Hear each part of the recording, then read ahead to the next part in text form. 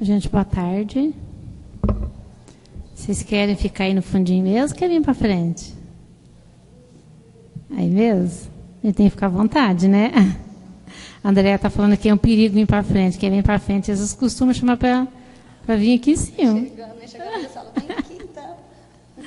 É brincadeira, que a gente tem que ficar bem à vontade, né? A gente fazer aquilo que a gente tem mais facilidade. Eu vou convidar a Simone para ela ler o livro para nós, Seara dos Médios.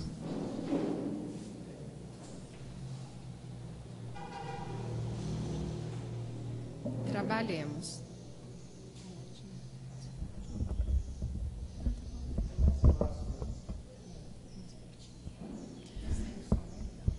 Trabalhemos.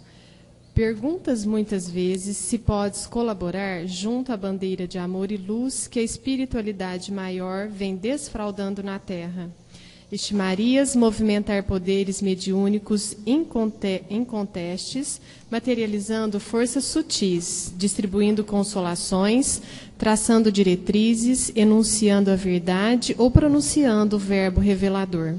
Não necessitas, no entanto, recorrer a esse ou aquele luminar da sabedoria para obtenção da resposta. Basta breve consulta ao livro da natureza. Sabes que a semente é suscetível de fazer florir o deserto, desde que lhe ofereças base adequada no solo e que a fonte é capaz de descedentar-te na intimidade doméstica, se lhe dás condução no canal preciso. A semente, contudo, morre sem remissão se relegada de todo à cova de areia quente, e a fonte, por mais generosa, não te alcança o reduto familiar quando se lhe entrava o caminho. Toda realização pede esforço, todo merecimento real inclui sacrifício. Muitos, porém, almejam auxiliar, exigindo que a evolução se transforme numa avenida asfaltada em que possam deslizar de patins. Desejam fazer claridade na hora do meio-dia, melhorar o prato feito, subir em elevadores rápidos para emitirem exortações de sacadas tranquilas ou ditar bons conselhos à cabeça dos anjos. Entretanto, embora imperfeitos, é indispensável empreendamos a cura de nossas próprias imperfeições. Se aspiras ao bem para sanar os males da terra, é natural que a esfera superior se esmere em proclamá-lo por teu intermédio.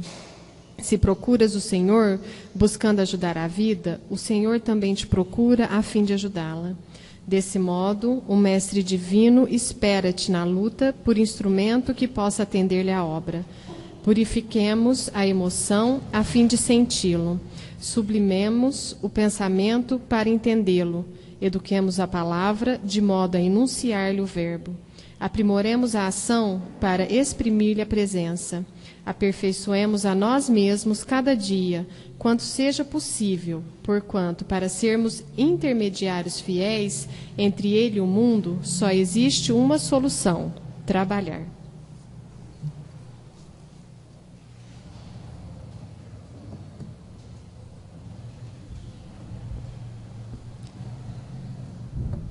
Então, nós vamos fazer uma prece.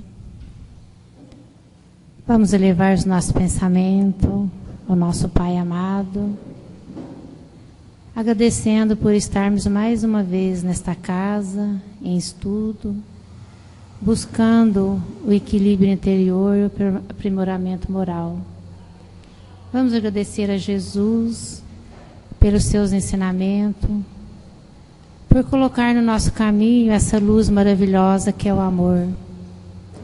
Agradecemos a equipe espiritual, coordenadora desse trabalho, que com certeza nos preparou durante toda a semana para estarmos aqui hoje.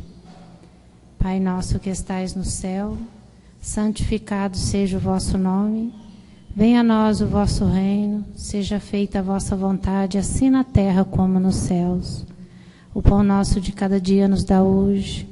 Perdoe, Pai, as nossas ofensas, assim como nós perdoamos a quem nos tem ofendido. Não nos deixe, Pai, cairmos em tentação. Livra-nos de todo mal, agora e sempre, que assim seja. Então, nós vamos iniciarmos o nosso estudo da tarde. E quem vai nos apresentar é a Andréia. A Andréia já fez o COEM aqui com a gente, trabalhadora aqui da casa. E ela tem uma bagagem assim, muito, muito rica para nos apresentar.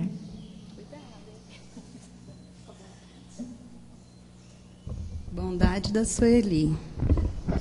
Tira.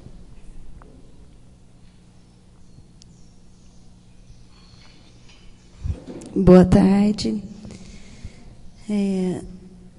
O tema hoje que a gente vai trabalhar é pluralidade das existências. Se a gente for buscar significado da palavra pluralidade, plural vem de várias, né? Então é a condição de ter várias existências, que no dia a dia que a gente chama de reencarnação. Então, a condição de reencarnar, é isso que é o tema que nós vamos estudar hoje. Bom, a doutrina espírita, ela se apoia em 5 pilares: a existência de Deus, a imortalidade da alma ou do espírito, a individualidade do espírito após a morte do corpo físico, a comunicabilidade com os espíritos e a pluralidade das existências. Isso é a base da nossa doutrina. É baseado nesses conceitos que a gente tem a doutrina espírita. Estando fazendo o COEM, que é um grupo de estudos que vocês estão, né, buscando aí a mediunidade, o trabalho na mediunidade, é importante a gente saber e a gente trabalhar esses assuntos que vocês já veem aí desde dos primeiros encontros. Por quê? Como que o espírito pode se comunicar? Qual é a condição da comunicação mediúnica? Em que momentos ela acontece? O processo da comunicabilidade. E o fato de termos várias existências é um foco muito forte na reunião mediúnica, né? Porque as dores, os sofrimentos, as angústias, as alegrias, os amores, a gente trabalha durante as existências. Então, por isso, estudar esse assunto. A base da doutrina espírita é a racionalidade. A doutrina nos pede razão. A doutrina é uma religião, é uma ciência, é uma filosofia. E como ciência, ela exige que a gente raciocine. Ela não quer que a gente venha aqui e fique que nem vaquinha, né? Só dizendo amém, concordando com tudo e tudo bem, só porque tem uma pessoa aqui na frente orientando alguma coisa que a gente concorde. Não, ao contrário, a doutrina nos cobra raciocínio. Ela quer que a gente acredite se a gente concordar com aquilo. Então, Kardec dizia, né, que se for descoberto algum fato na doutrina, algum ponto da doutrina que esteja incorreto, a doutrina vai mudar. Essa é uma das bases, uma das falas de Kardec, né? Ele não queria que a gente concordasse com tudo que ele codificou, mas que a gente raciocinasse para acreditar. Bom, aí eu trouxe uma musiquinha que vocês já puderam até ouvir um pouquinho aí, né? Eu vou pôr para a gente abrir a nossa fala. Se ela rodar, se ela for, né? Não. Ok. Vou fazer de outro jeito aqui.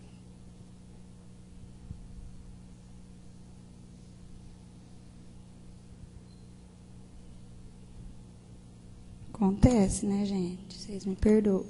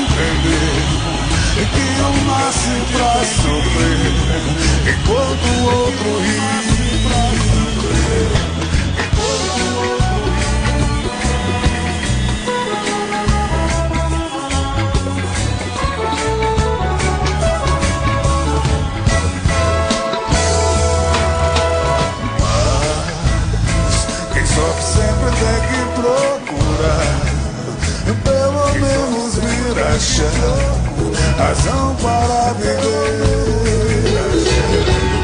Razão para viver. Na vida um motivo pra sonhar. Ter um sonho todo azul, azul da cor do mar.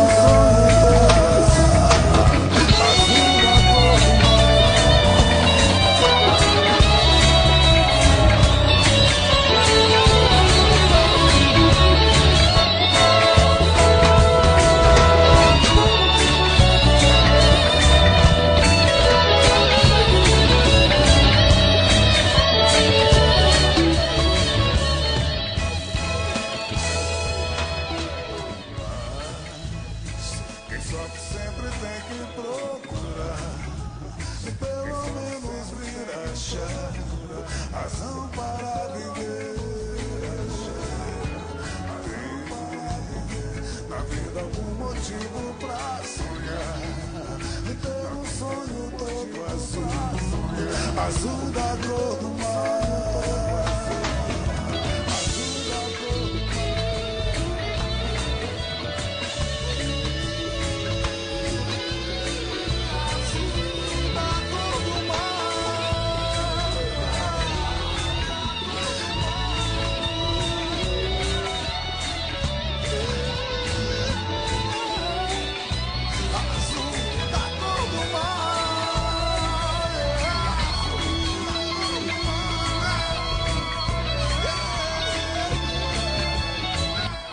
Bom, se a gente for ver a grosso modo, realmente parece que umas pessoas nascem para sofrer, né? Tem umas dores assim que parecem tão inacabáveis, uns sofrimentos tão cruéis, né? Se a gente for ver aquelas pessoas que nascem lá na Etiópia, o que é aquilo, né? Por quê? Será que uns nascem para sofrer, enquanto outros nascem para sorrir? E quem determina isso? E por que determina isso? Então, se a gente for leigo na reencarnação, para os leigos, né, talvez eu dissesse assim, parece injustiça. As coisas que acontecem de sofrimento e de alegria, né, enquanto uns com tanto, outros com nada. Parece injustiça. E as dores físicas? Uns doenças terríveis, outros passam uma encarnação inteira, não tem nada de grave, tem lá umas gripinhas de vez em quando. O que justifica isso, se não a reencarnação? Só a reencarnação que pode nos fazer acreditar numa justiça divina. Só a reencarnação que pode explicar as dores e as alegrias. E, enquanto encarnados, nós estamos buscando um motivo para sonhar, nós estamos buscando a nossa alegria. Qual o trabalho que a gente está fazendo na nossa encarnação para que a gente venha a ter as alegrias ou os sofrimentos? Porque se a gente acredita em justiça, as dores só podem vir perante uma justiça. E o que eu quero para mim, o que eu vou ter no futuro é o que eu estou plantando hoje, né? O que se planta, colhe. Nós estamos aí chegando na Páscoa e ouvindo muito, com certeza todos vocês estão, sobre ressurreição. A gente recebe lá uma batelada de e-mails, né, da ressurreição de Cristo, que para nós cristãos é uma celebração, vamos dizer assim, importante, né, um marco dentro do cristianismo, a ressurreição de Jesus Cristo. E Jesus usou, como todos os momentos da vida dele, daquela prova incontestável da existência do espírito no momento do desencarne do corpo físico, né? Ele aproveitou daquele momento para mostrar para a gente que a morte não acaba com o corpo físico. Mas e daí, qual que seria então essa diferença de ressurreição e reencarnação? Alguém quer se habilitar? Pode falar, um de cada vez, por favor. Querem? Chutes? Pode falar, Luiz.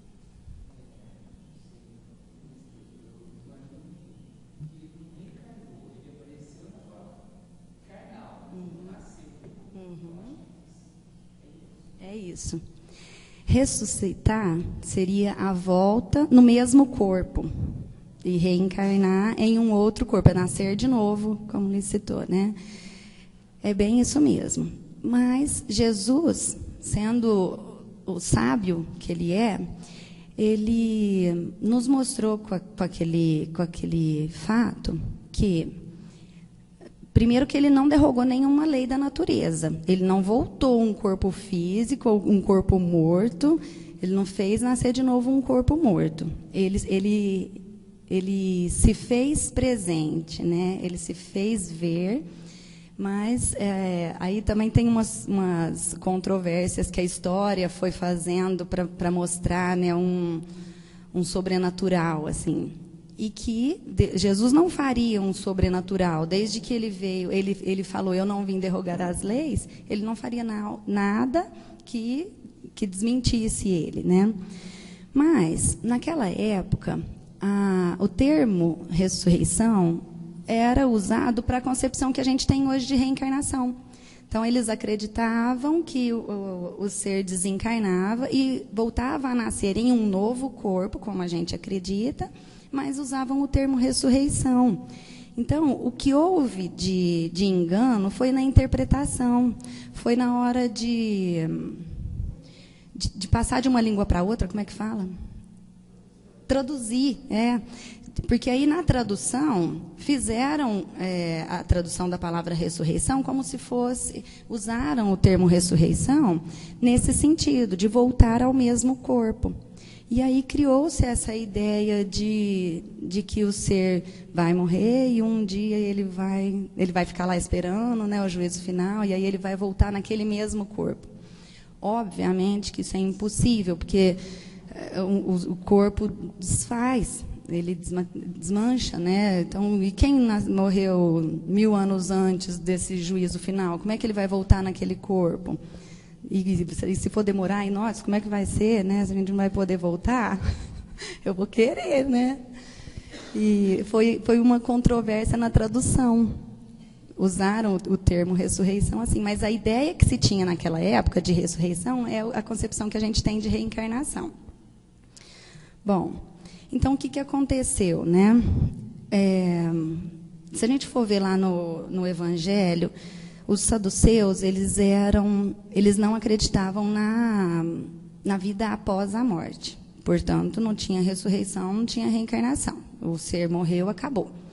Os judeus acreditavam que existia a vida após a morte e que o ser poderia ressuscitar ou reencarnar. Jesus, tem algumas passagens no Evangelho que Jesus mostra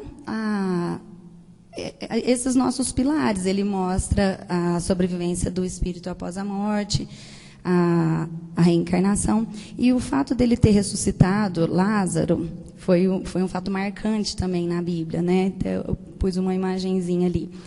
Jesus não ressuscitou Lázaro dos mortos, assim, Lázaro não estava morto. Jesus, tendo a capacidade que ele tinha, ele percebeu que o espírito Lázaro ainda estava ligado ao corpo. Foi depois de muito tempo estudado o caso de Lázaro e comprovou-se que ele tinha catalepsia. E a catalepsia hoje existem aparelhos que verificam, né, o funcionamento do corpo, se está vivo, se não está, mas naquela época não existia. Então, a pessoa que tinha catalepsia, muitas vezes era sepultada viva. Eu ia falar morta. Era sepultada viva, porque não tinha como comprovar que ela estava morta. Ele parava toda. A catalepsia é uma doença que a pessoa para todas as funções vitais. Parou, morreu, vamos sepultar. E ele tinha essa doença. Só que Jesus percebeu que existia ligação ali espírito-corpo, e ele chamou Lázaro de volta à vida, ao corpo, né? Foi isso. E isso foi considerado um milagre de Jesus. Mas, como eu já falei agora mesmo, Jesus não fez milagres nesse sentido de derrogar nenhuma lei da natureza. Então, não seria nesse momento. E é interessante a gente pensar sobre isso, porque às vezes as pessoas questionam a gente, né? Falam, mas Jesus ressuscitou Lázaro. E aí a gente vai ter esse argumento, né? A ciência já estudou lá a história de Lázaro e o que aconteceu com Lázaro. Jesus não ressuscitou. Ele estava vivo em estado de catalepsia. Na Bíblia também tem uma conversa de Jesus com os apóstolos, que os apóstolos questionam Jesus sobre a volta de Elias. Elias foi um profeta que profetizou a sua volta. Ele disse que ele voltaria com o Filho de Deus. E aí os apóstolos questionaram, e Elias? Ele falou que ia voltar, e Jesus respondeu só assim, ele já voltou e vocês não o reconheceram. E eles entenderam que era João Batista a reencarnação de Elias. Como que eles entenderam? Porque eles tinham essa concepção de reencarnação. Porque se hoje a gente falar para uma pessoa assim, o Joãozinho é o João avô que reencarnou, e a pessoa não acreditar em reencarnação, ele balela, né? O Joãozinho é Joãozinho, o João avô era o João avô. Mas eles não precisou de explicação. Os apóstolos entenderam que ele estava falando que João Batista era a reencarnação de Elias, porque isso era fato para eles. A gente reencarna, tudo bem. Se eles não exigiram explicações maiores. Depois também com Nicodemos, Nicodemos era um doutor da lei que queria testar Jesus. Ele questionou Jesus assim, como pode um homem nascer de novo, voltar ao ventre de sua mãe? E aí Jesus respondeu para ele, se não nascermos de novo, não entraremos no reino de Deus, né? Não vou saber as palavras exatamente, mas depois eu vou passar ali onde vocês vão buscar, tá? Para vocês estudarem lá melhor. E ele colocou que a gente deveria nascer, o corpo nasce se não nascer da água e não nascer do espírito. Nascer da água, Jesus estava falando do corpo físico, e nascer do espírito, a alma, né, que volta àquele corpo físico. Porque se a gente não reencarnar, a gente não se purifica, a gente não se trabalha, a gente não trabalha as dificuldades. Então, há necessidade de se trabalhar para poder chegar a uma condição melhor. Ele colocou que o que nasceu da carne é carne, o que nasceu do espírito é espírito, distinguindo bem que corpo é corpo e espírito é espírito, que isso deve estar em união, né? E Nicodemos, também sendo conhecedor de leis e sendo conhecedor dessas leis que na época eram naturais na concepção deles, também não levou adiante o assunto, porque ele não tinha argumentos para discutir. Ele entendeu, ele concordou e deu por encerrado o assunto. Então, está lá em João, capítulo 3, de versículos 1 a 12, exatamente nas palavras de Jesus, né? Ele pôs, então, ninguém pode ver o reino dos céus se não nascer de novo. Ninguém pode, é uma condição. Se Jesus colocou para nós como condição, significa que é uma verdade. Se a gente acredita em Jesus e ele colocou como condição para a gente evoluir a reencarnação, ele não falaria uma mentira, né? Então, fica muito claro aí para nós. Só retomando o que eu falei já. Se não fosse, com certeza, Jesus teria combatido, é uma condição necessária. Então, o que aconteceu? Porque hoje, este é um dos pontos de diferenciação de religiões que se dizem cristãs e deveriam convergir para as mesmas crenças. Que é ponto de discussão isso, né?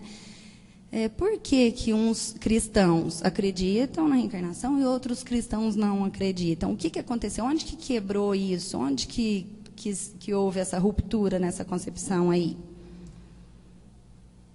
Senta que lá vem a história. Bom, eu assisti uma palestra do Divaldo e sugiro para vocês, ela é Pluralidade das Existências, tem à disposição no Idefran. Ele conta a história do que aconteceu isso. Ele diz que no ano de 554, o mundo só existia o lado oriental lá, não era conhecida as Américas, não, existia, né, mas não era conhecida as Américas. E entre aquela região era dividida em duas partes. A parte do Ocidente tinha como império Constantinopla. O imperador de Constantinopla era Tertuliano. E ele se casou com uma mulher chamada Teodora. A Teodora, até então, tinha levado uma vida extremamente desregrada. Ela era prostituta. E, casada com o imperador, ela não tinha o respeito da população, porque ela era considerada como uma prostituta. Aí ela teve a ideia de extinguir todas as pessoas com quem ela tinha tido contato até então, para apagar a história de vida dela. E, segundo o Divaldo, nesse momento, eles mataram mais de 500 pessoas, incluindo a família dela, os homens com quem ela tinha tido contato, os lugares onde ela tinha vivido, as pessoas que viviam, né, onde ela tinha vivido, mais de 500 pessoas. E, obviamente, ela não ficou satisfeita. Sempre tinha alguém que lembrava ela disso, ou do passado. E aí, então, ela começou a... cá para nós, assim, né, o Divaldo fala lá que ela deve ter entrado num processo de obsessão muito terrível, né? E ela começou a se cobrar. E se eu tiver que reencarnar para pagar todas essas vidas e para pagar tudo isso que eu já fiz, não vai acabar mais essa cobrança minha, né? Onde que eu vou parar com isso? Então, eu quero que não tenha mais reencarnação. Olha que bom, que poder que essa pessoa tinha, né? E exigiu do marido que ele determinasse isso. Ele era o imperador, apaixonado por ela. Ele reuniu um concílio da igreja e pediu isso para os conselheiros, que fosse criada essa lei proibindo a reencarnação, porque a igreja aqui ia ter esse poder, né? Ele queria que os conselheiros religiosos determinassem que era proibido a reencarnação. Segundo o Divaldo, eles ficaram mais de 6 anos reunidos e discutindo que era inviável essa lei, impraticável, né? Podia até criar a lei, mas é lei natural, quem que ia impedir? E aí ele conta assim que eles foram também sendo ameaçados de morte, que ele matava mesmo, né? Eles concordaram, criaram então a lei proibindo a reencarnação. Não aconteceu, né? Nós estamos aqui para provar isso, as histórias estão aí para provar isso, né? Mas ela se deu por satisfeita. E aí, para conseguir impor essa lei, também muita gente foi morta. Muitos religiosos foram mortos. Muitos pais de famílias foram mortos, porque ensinavam para as crianças e não podia ensinar. E divulgar, falar, comentar, tudo era proibido. Muita gente foi morta nessa época. E aí o Divaldo fala assim, ao conhecer essa história, eu entendi, segundo ele disse, né, o porquê de tantos religiosos que têm medo de falar de reencarnação. Tem dó, e aí eu tenho esse testemunho, né? Eu tenho pessoas da minha família que não são espíritas que têm dó de mim, né? E falam assim, ai, tadinho, fica acreditando nessas coisas, né? Por quê? Porque tem medo, inconscientemente, o registro que tem lá no espírito é que é perigoso falar de reencarnação, é perigoso acreditar em espírito, é perigoso comunicar com o espírito, porque aquele louco lá pode vir e matar a gente. E isso também prova a reencarnação. Por que que a gente tem esse medo? Ou por que que tem pessoas que têm esse medo? Porque já viveram esse sofrimento. E viveram por muito tempo, né? Isso se arrastou por muito tempo, segundo o Divaldo conta. Mas, como é uma lei da natureza, e naturalmente as coisas foram se encaixando, algumas religiões adotaram esse critério, né, de proibir e de não aceitar nem conversar sobre esse assunto. E depois, em 1857, na França, um questionador, uma pessoa que não aceitou, que não concordou e que usou a razão e buscou entender, e estudioso que ele era, chegou à luz, né, que foi a doutrina.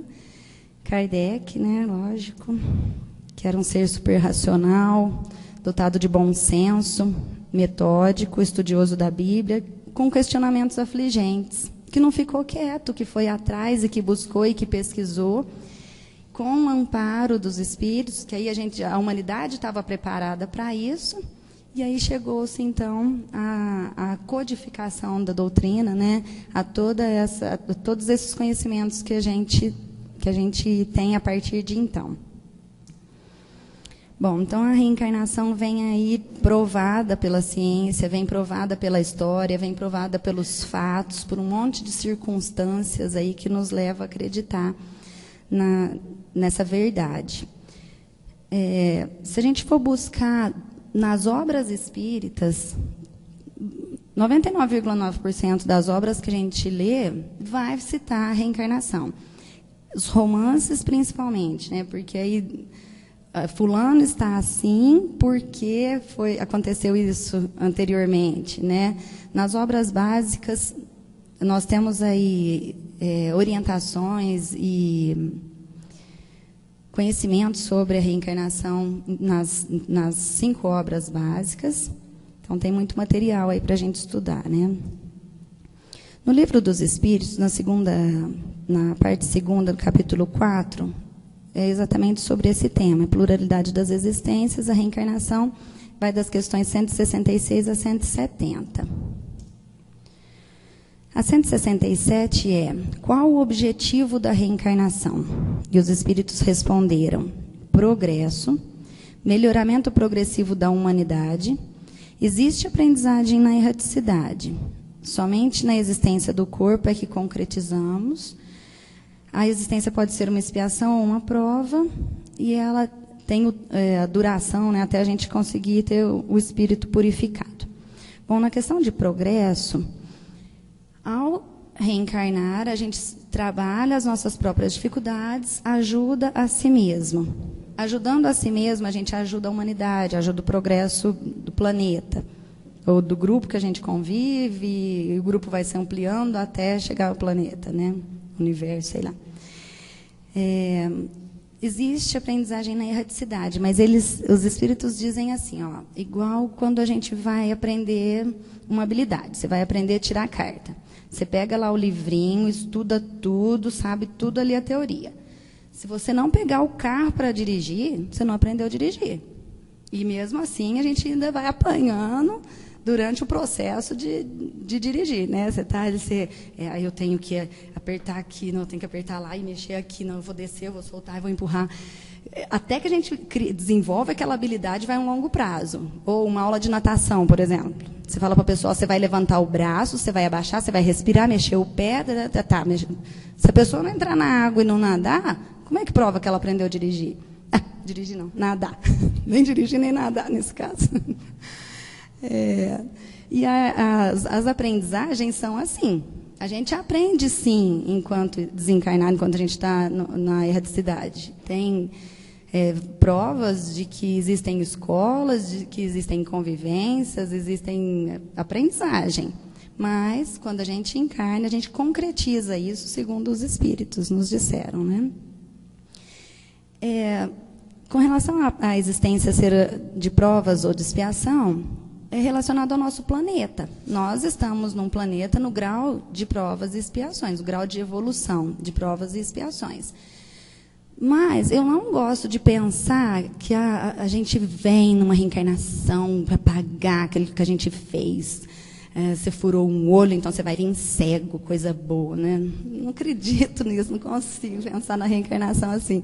Ao contrário, eu penso na reencarnação numa bondade tão grande de Deus, né? Numa oportunidade que Ele está nos dando de mostrar que você não vai mais furar o olho da outra pessoa, você pode vir armado que você não vai furar. Ele confia na gente, né? Ele dá essa chance para a gente mostrar que a gente não vai errar de novo. E muitas vezes a gente... Eu quero acreditar que a gente se supera, porque eu vejo o mundo melhorando, né? Eu acredito muito que existem mais pessoas boas do que más. Se a gente for pensar lá na época dos bárbaros, aquelas coisas horrorosas que aconteciam, olha como a gente está melhor, né? Nós estamos convivendo aqui, a gente convive... Olha, hoje a gente convive com grupos religiosos diferentes e tudo bem. A gente convive com raças diferentes e tudo bem. A humanidade evolui, a gente tem que enxergar isso. Eu vejo a reencarnação assim, oportunidade que Deus nos permite. E o fato de chegar ao espírito puro, apesar de ver isso, né, de bom que a gente vem progredindo, a gente tem consciência, né? Vamos ser racionais, nós estamos ainda longe de ser espíritos puros, mas só vamos chegar lá se a gente enfrentar. Se a gente falar, eu tenho esse defeito, se reconhecer e trabalhar aqueles defeitos. Eu furava o olho na encarnação passada, eu vou continuar furando o olho, essa encarnação, porque já furei mesmo, né? Vou continuar furando. Não, eu furei, eu não quero mais furar. Eu, sei lá, fiz minhas danuras, eu não quero mais fazer. É se conhecer mesmo e trabalhar isso na gente, né? E hoje a gente tem muitas outras ciências que nos amparam nisso, né? Eu falei assim, lembrei da psicologia. Que legal que é a psicologia, né? Que eles nos mostram, né? Eu sou um ser, eu tenho as minhas dificuldades. E as outras tantas, né, que estão aí que nos auxiliando nisso, né?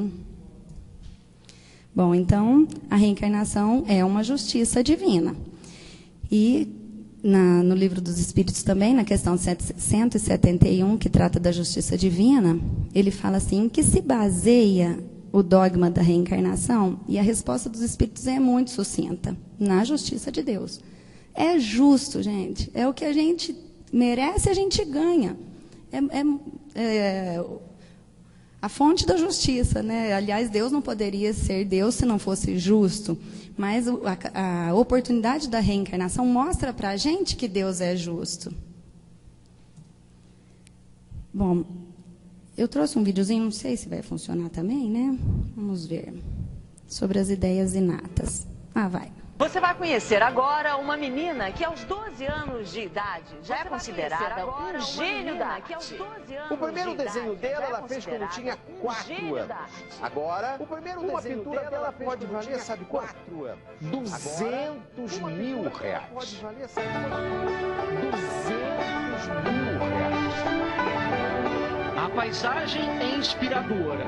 Este colorido é comum nos fins de tarde em Idaho, no extremo norte dos Estados Unidos. Uma região repleta de rios, lagos, montanhas e muita neve. A cidade de Post Falls tem apenas 18 mil habitantes. E é nesta cidade gelada que mora uma garota muito especial. Por isso a gente veio até aqui. Ela começou a desenhar com 4 anos de idade. Hoje é pintora e também poetisa. Para muitos, ela é um gênio. E também poetisa. Para muitos, ela é um gênio. Quem nos recebe é a própria Kiane, muito bem-humorada. A Kiane parece uma adolescente como qualquer outra. Um breve passeio pela casa mostra que ela é muito diferente. Aos 12 anos, fala russo, lituano e domina até a linguagem dos sinais.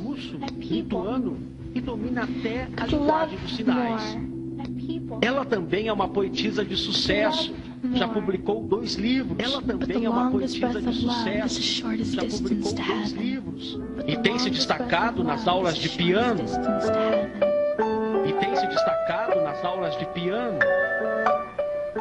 Mas o que transformou a Kiane em celebridade mundial é o talento dela para a pintura. Todos esses quadros foram pintados por ela.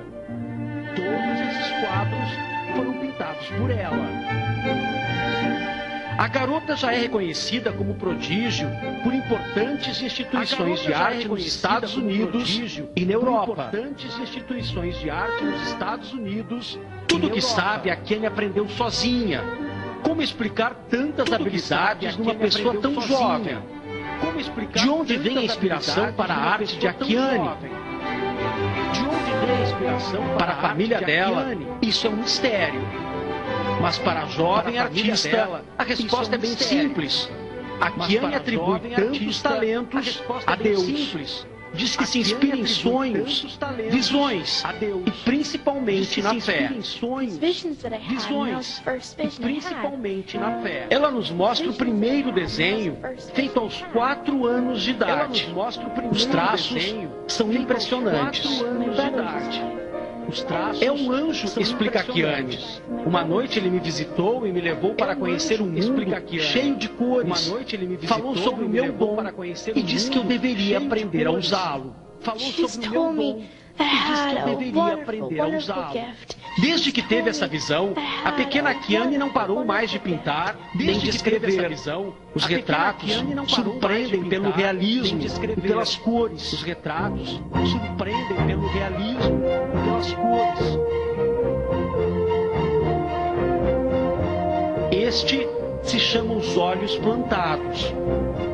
Este se chama os olhos plantados. Quando eu pinto esses rostos, eu não me sinto mais sozinha, diz a menina. Quando eu pinto, eu me sinto muito melhor, diz a menina. Quando eu pinto, eu me sinto muito melhor. A Kiane ainda brinca, dizendo, não fui eu que achei esses olhos. Eles que me acharam enquanto eu pintava essa tela. Eles que me acharam enquanto eu pintava. Hoje uma pintura original de Kiane chega a valer $100 mil. Mais de 200 mil reais. O sucesso dessa pequena artista americana rompeu fronteiras e chegou a outros países. O site da Garota Prodígio na internet recebe em média 150 milhões de visitas por ano. Nele é possível conhecer um pouco mais do trabalho dela e ainda ter acesso a uma concorrida agenda de eventos. Aqui ele tem uma rotina bem diferente da rotina das crianças que a gente conhece. Ela acorda todos os dias às 4 horas da manhã e vem para esse ateliê para pintar. E fica aqui 5, 6 horas por dia. Pergunto se não é muito cedo para começar a pintar. Ela diz que não. Esse é o melhor horário. Todos aqui em casa estão dormindo, fica bem mais silencioso e fácil para trabalhar. O pai de Kiane é americano e é chefe de cozinha. A mãe, uma dona de casa, nasceu na Lituânia. A Kiane já tem 3 irmãos. A mãe está grávida novamente e lembra que a filha era uma criança comum até fazer as primeiras pinturas. Era uma criança comum até fazer as primeiras pinturas. Essas imagens gravadas pela família mostram a Kiane aos 8 anos. Durante um ano, o pai registrou os momentos de criação da filha. A obra recebeu o nome de O Príncipe da Paz. A Kiane conta que passou um ano à procura do modelo para a imagem de Jesus Cristo.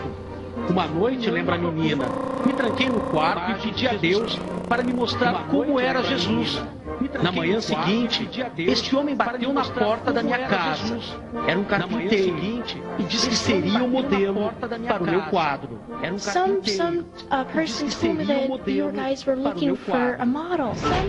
Boa parte de tudo que a Kiane ganha é doada para instituições de caridade. Pergunto como ela se descreve. Sou uma pessoa normal como todas as outras. Acho que eu tenho uma grande missão nessa vida. A minha missão é levar esperança e fé para as pessoas através da minha arte.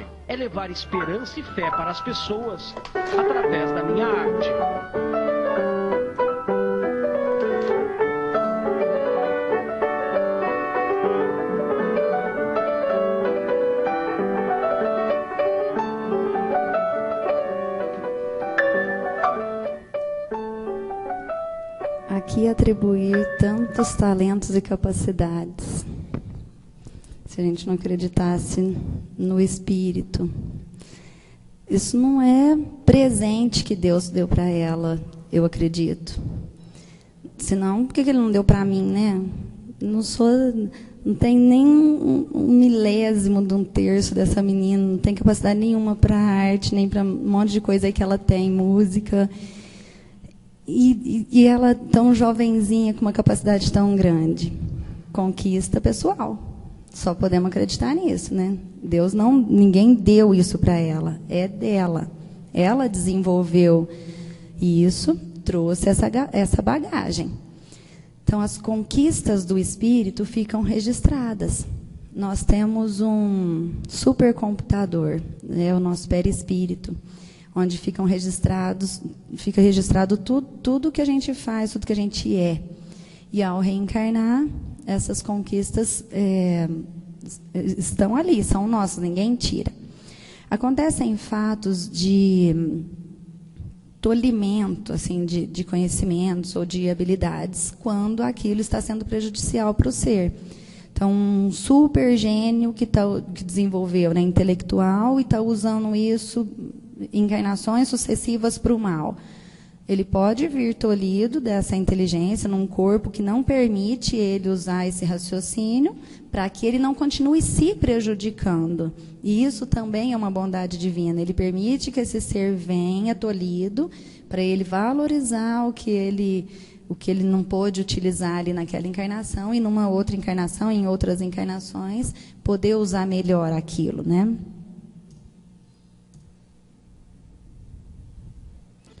Bom, no Evangelho segundo o Espiritismo, no capítulo 20, item 4, está lá a missão dos espíritas. Conhecendo isso, então, sabendo de tudo isso, como que a gente está conduzindo a nossa existência?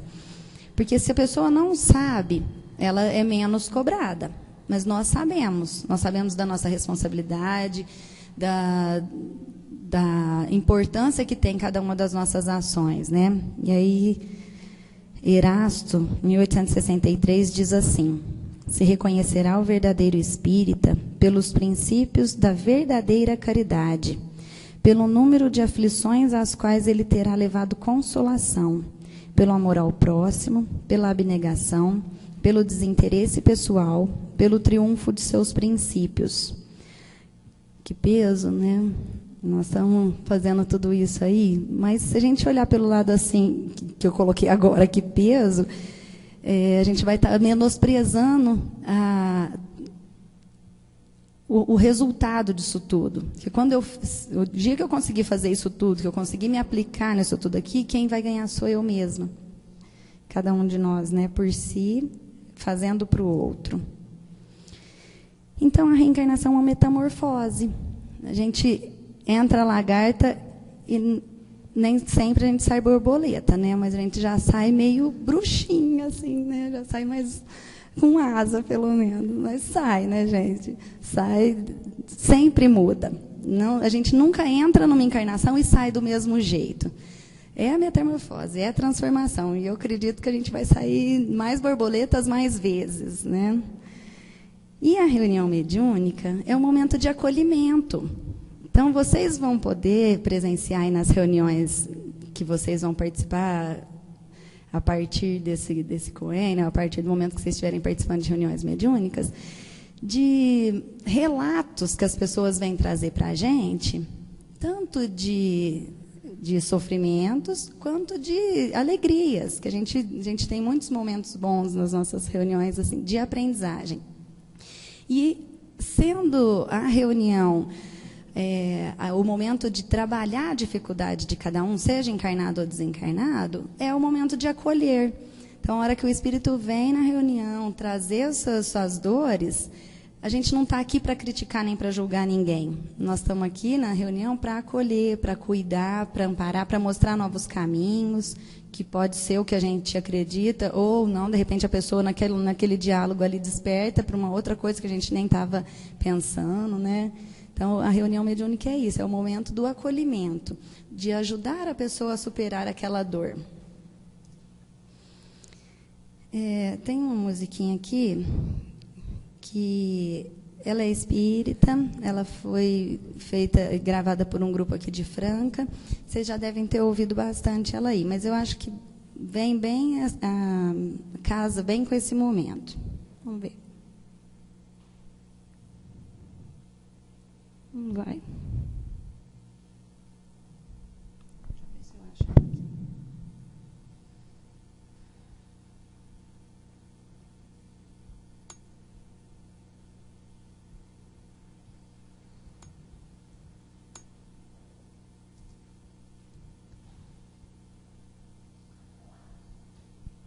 Ela está no cancioneiro, vocês...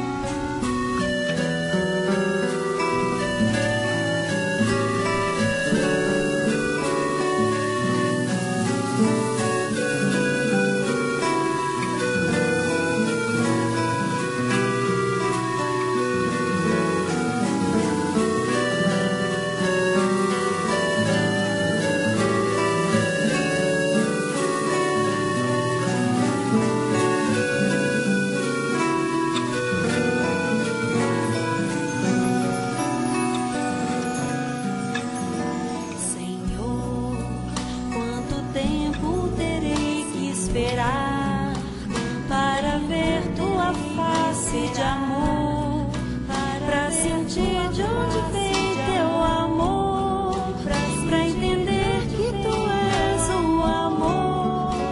Quanto tempo, Senhor, quanto tempo,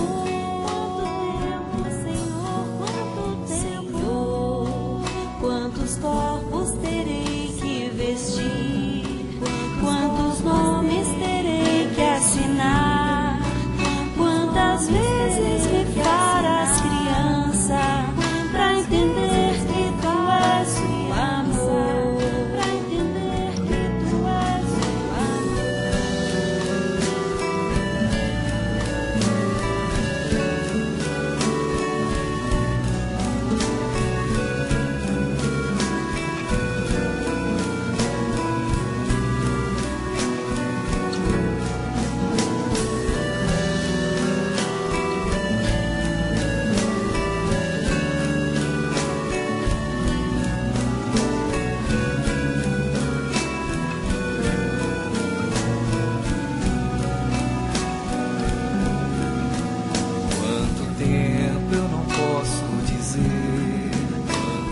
vai depender de você. O caminho eu te dei pra seguir, mas você só se faz repetir. Mas quanto tempo, quanto tempo, quanto tempo, já te dei o meu sopro de luz, já te dei o amor de Jesus. Só te falta tomar tua cruz, só assim vais dizer quanto tempo, quanto tempo, quanto tempo, quanto tempo, quanto tempo. Deixa, Senhor, eu beber da tua fonte de amor e aprender a renascer sem perguntar quanto tempo.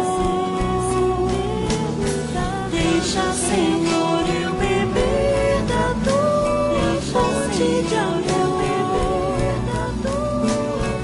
e aprender a amar, pois sei que sou teu rebento.